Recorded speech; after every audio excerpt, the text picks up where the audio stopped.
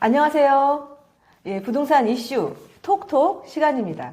예, 서울 아파트 거래량 증가와 갭 투자에 대해서 오늘 대표님 모시고 말씀 나눠보도록 하겠습니다. 예, 서울 아파트 거래량이 3월 달에 이 거래량을 보면은 4천 건을 돌파했다는 그런 통계 자료들이 나오고 있는데요. 네. 이러한 거래량 증가에 대한 이런 상황에 대해서 설명해 주시죠. 네. 일단 뭐 도표를 조금 보면서 말씀을 드리는데, 거래량 도표인데, 우리가 2022년 말에 우리가 거래 절벽이 생기면서 작년 초에 특례 보금자리론이 또 도입이 되고 이러면서 거래량이 증가하기 시작했지 않습니까? 그래서 뭐 3천 건대를 계속 왔다 갔다 하면서 유지하고 있었는데, 작년 말에 1,800건대로 거래량이 또 다소 줄면서 많은 이제 염려들을 하고 했었는데, 올해 초 다시 1월, 2월 달에 한 2,500건대 거래가 또 이루어지고, 3월 달에는 드디어 4,000건을 넘어섰다는 이 통계 자료가 지금 나온 것이죠. 그래서 지금 4,000건이 넘은 거는 2021년 8월 정도에 4,000건이 넘었었는데, 그때 이후로 처음이니까 굉장히 오래간만에 4,000건을 돌파한 것이다. 결과적으로 항상 2, 3,000건대 거래가 있었던, 우리가 박스건이라고 하죠. 거래량이었는데 이 박스건을 뚫었다. 이런 데 큰 의미를 좀 둘 필요가 있다, 이렇게 생각이 듭니다. 그래서 이런 이유를 우리가 좀 살펴봐야 될 것인데, 일단 서울 지역의 향후 이 공급 물량이라든가 이런 것들이 이제 부족이 지금 예상되고 있고요. 또 신규 아파트 분양가, 여러 가지 원가 상승으로 인해서 분양가가 높아지고 있는 이런 분위기 속에서 결국은 매수 심리가 상당히 높아진 것이다, 이렇게 좀 결론적으로 볼 수 있겠습니다. 예, 대표님, 그렇다면 앞으로도 이렇게 거래량이 증가를 할까요?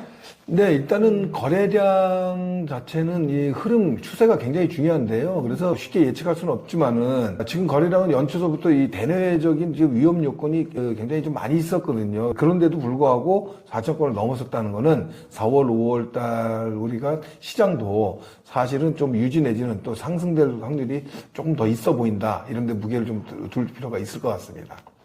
예, 요즘 보면은 이 하락론자들 많으시잖아요. 이분들 얘기하시는 분들 보면은 이 거래량이 좀 늘어도 지금 시장에 매물들이 많이 쌓여있기 때문에 앞으로 더 상승되는 부분은 어려울 거라고들 말씀들 하시는데, 대표님 생각은 어떠신가요? 네, 그런 얘기가 많죠. 시장에 지금 매물이 많이 늘어난 건 사실입니다. 그래서 우리 통계를 보면은 뭐 서울 아파트 물량으로 봤을 때 1년 전에는 한 5만 건 정도, 통계치마다 조금 다르긴 한데 5만 건 정도가 집계가 되고 있었는데, 최근 들어서는 한 8만 건 정도로 집계가 됩니다. 그래서 사실 매물량이 많은 건 사실인데, 제가 보는 거는 물량 수보다는 내용이 좀 중요하다고 봅니다. 그래서 지금 시장에서 저희가 모니터를 해본 결과, 급매물에 대한 매물보다는 실질적으로 높은 호가의 좀 매물들이 좀 더 많다는 점을 주목해 볼 필요가 있겠다. 그래서 그 연말 거래량이 좀 많이 감소하면서, 아까 좀 전에 거래량 말씀을 드렸지만, 그러면서 매물이 조금 더 증가했습니다. 그래서 그런 현상으로 좀 볼 수가 있는데,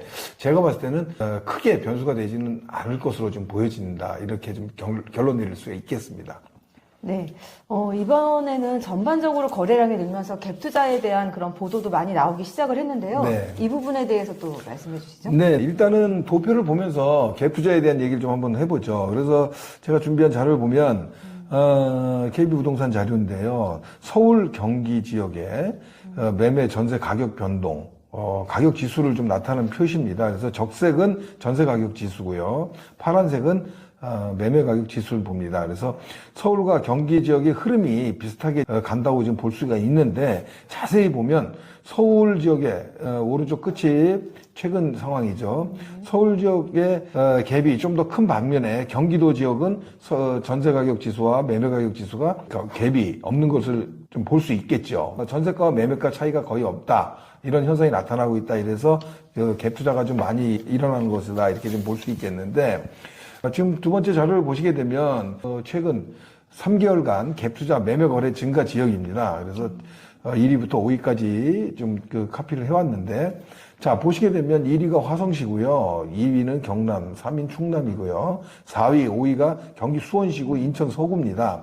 그래서 자세히 보시게 되면 서울은 매매 전세 갭 차이가 커서 지금 빠져 있는 걸로 좀 보여지고요. 그래서 지금 경기권이나 서울 수도권으로 봤을 땐 수원 영통구, 인천 서구가 있는데 다 GTX에 좀 호재가 있는 지역들이 갭 투자 매매 거래가 많이 증가했다고 이렇게 볼 수 있겠습니다. 경기 화성시가 지금 제일 많은 지금 52건 정도가 거래가 된 것으로 보여지고 영통구가 36건, 인천 서구가 34건인데 전체 매매 건수 대비 퍼센테이지로 본다 그러면 영통구가 5.1%로 가장 높은 것으로 지금 나타나고 있는데 여기 영통 수원 같은 경우에는 GTX 신호선이 좀 확정되어 있는 곳이고 또 화성시 같은 경우에는 신호선 연장 안에 지금 포함되어 있는 이런 지역이기 때문에 어떤 GTX에 대한 호재 지역이고 인천 서구 뭐 아시겠지만 GTX-D 계획에 지금 들어있는 곳이죠. 그래서 이런 것들이 반영이 된 지역이라고 볼 수 있겠습니다. 그래서 결국은 갭 차이가 적은 서울 수도권에서 봤을 때 경기 인천 지역에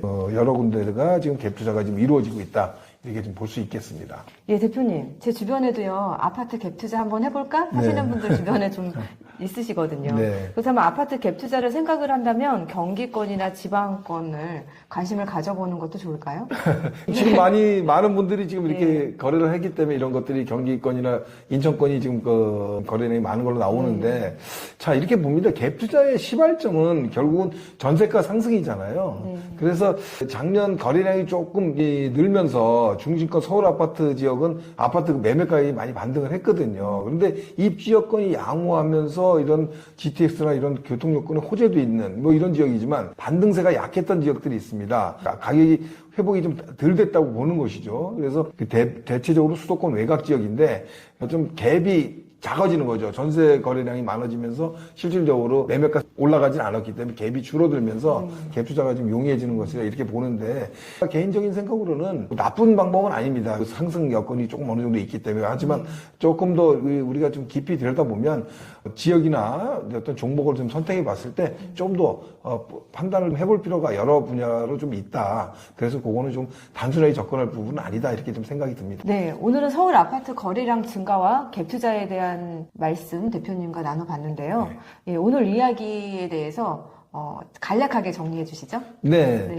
오늘 얘기를 정리하자면은 일단은 서울 아파트 거래량에 대한 얘기, 4천 건 돌파는 최근에 이 박스권 거래량을 뚫었다 이런 유의미한 수치라고 좀 판단이 되고요.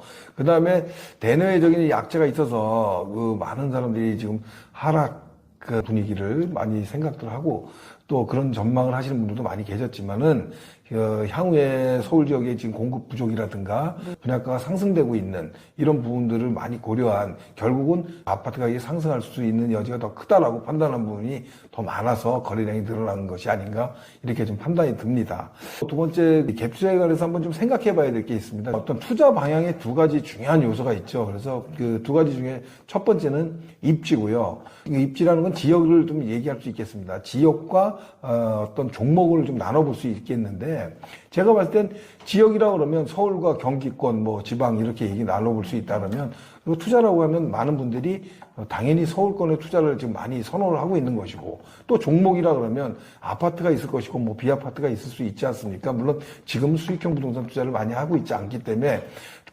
주거용으로 얘기를 한다 그러면 아파트와 비아파트, 결국은 아파트와 빌라 시장을 얘기할 수 있는데 많은 사람들이 아파트를 선호합니다. 그래서 선호하는 거, 지역과 종목을 나누자면 서울의 아파트를 선호하는 것입니다. 그런데 우리가 투자하기가 어렵고 매수하기가 어려운 이유는 가격이 비싸다는 거죠. 지역과 종목이 다 좋은 곳으로 갔을 때는. 그래서 만약에 이런 것들이 부담이 됐을 때는 가격이 안 맞을 때는 우리가 어떤 걸 선택을 합니까? 대부분 많은 사람들이 지역을 버리고 종목을 선택한다. 결국은 서울의 아파트가 아닌 경기권이라든가 그 외에 다른 지역에 가격이 좀 싼 아파트를 선택하게 되는 경향이 좀 많다는 것이죠. 근데 저는 이거를 좀 반대로 보자 이렇게 얘기하고 싶습니다. 그래서 지역은 서울 지역을 하되, 그러니까 지역을 더 우선시하자는 얘기죠. 그래서 서울 지역의 비아파트 시장, 빌라 시장을 공략하는 것도 나쁘지 않다.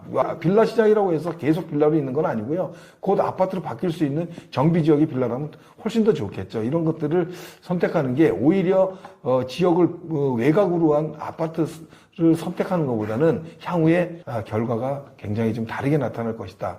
서울 쪽 지역으로 좀 접근해 보는 게 좋겠다. 이유는 여러 가지가 있겠지만 앞으로 양극화가 고조된다는 이런 걸로 귀결되기 때문에 양극화 시장에 대해서는 누구도 의견을 달지 않습니다. 이런 부분들이 많이 작용을 할 것인데 결과적으로 양극화 시대에 이런 걸 대비하기 위해서는 지역을 먼저 우선시하는 이런 투자 방법이 돼야 되는 게 맞겠다. 또 이런 구체적인 방법에 대해서는 우리가 다음 시간에 한번 또 깊이 있게 한번 좀 다뤄보도록 하겠습니다.